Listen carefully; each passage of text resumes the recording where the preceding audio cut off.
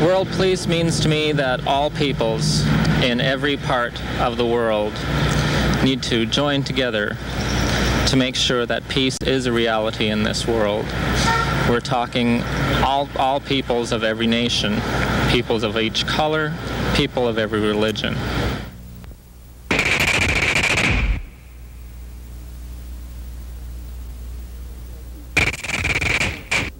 I think world peace means the ability for everyone to get along individually, because it's a world made up of people.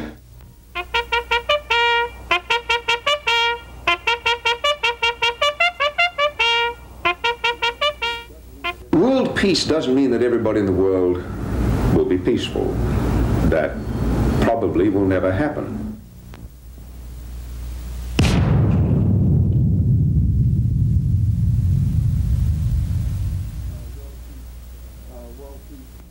World peace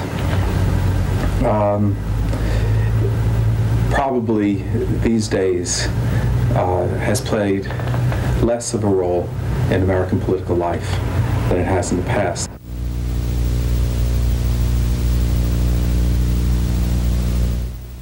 This again has something to do with the end of the Cold War.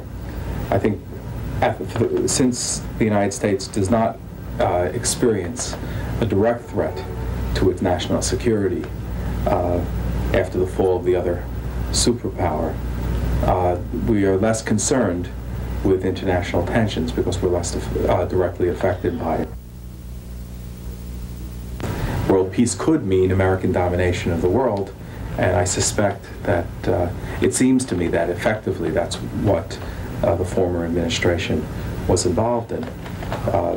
Quite for a long time, with a parallel superpower attempting to pursue its interests.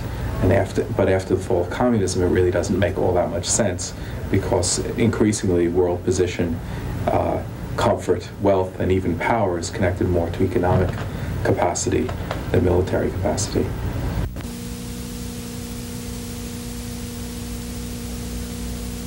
I think American politicians are concerned about world peace. I think it's a very important part of American politics. You might not necessarily realize it right now because the election has focused so much on domestic economic issues.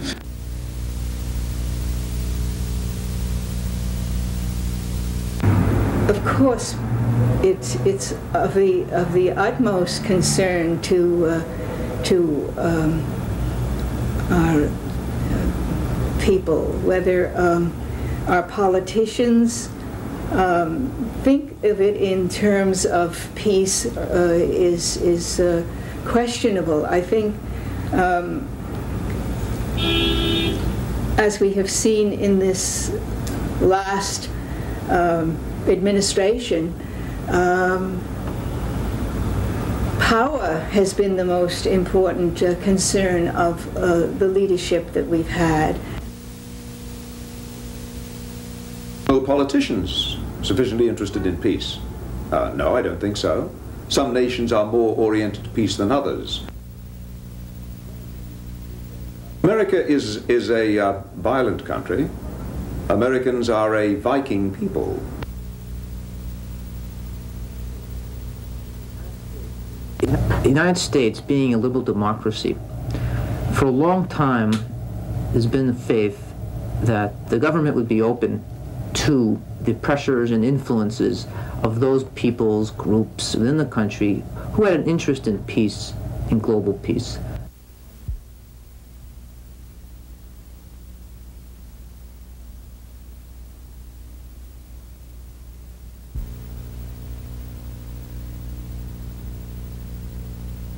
I think the most positive thing about it is that peace movements and other social movements will feel more self-confidence to once again come onto the political scene and act.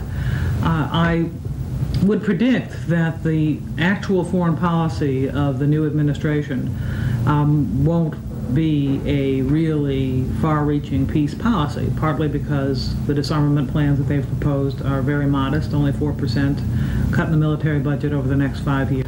I think that the Clinton administration will recognize that it takes more than simply recognizing war is over that conflict and competition over arms is over is enough, that we have to build a peace based on institutions, based on a belief, based on the sense that others are our friends, that in fact you can go into a region and put people down at the table, despite all the difficulties that are basically embedded in this concept.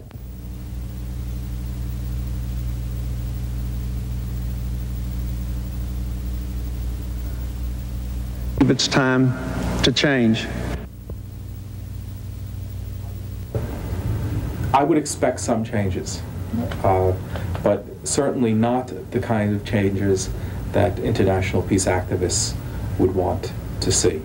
That Clinton is a moderate Democrat, so-called, and he's as interested in confirming that there'll be continuity in economic, domestic, and international policies as he is in pursuing change. Now, Clinton is on record as supporting a nuclear test ban, which is regularly referred to by most people, both governmental and non-governmental, in the United States and around the world as the single most important arms control issue. Because with the nuclear test ban, those countries that do have nuclear weapons cannot improve them, cannot make better weapons. They can make more weapons, but they can't make better weapons.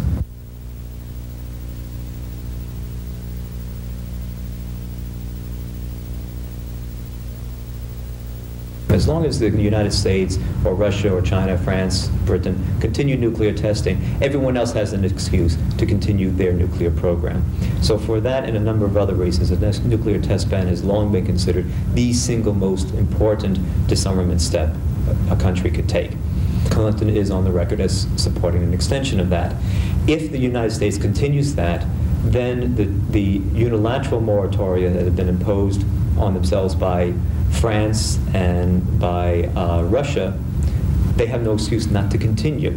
So you get the the snowball effect of building up more and more arms control initiatives. So on this basis, on these terms, you can expect more from the government and more from Congress and from the Clinton administration. So there'll be change, but it won't be of a highly radical sort.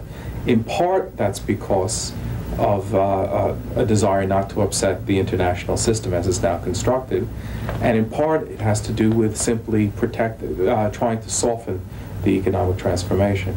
I suspect as the American economy adjusts to, if the American economy does adjust to the changed international situation, that then he would be more willing and even, he would be more willing to change his attitudes towards world peace in this sense of world peace as being something different than the present international system.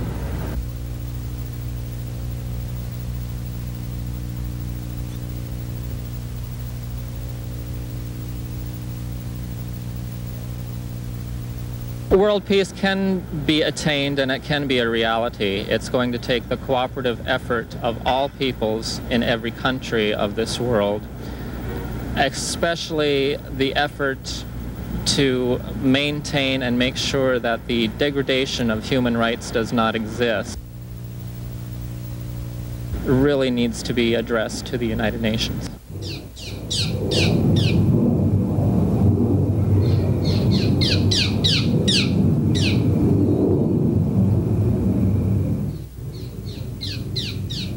World peace means an absence of all conflict, or even an absence of all. Well, let me say first, an absence of all conflict.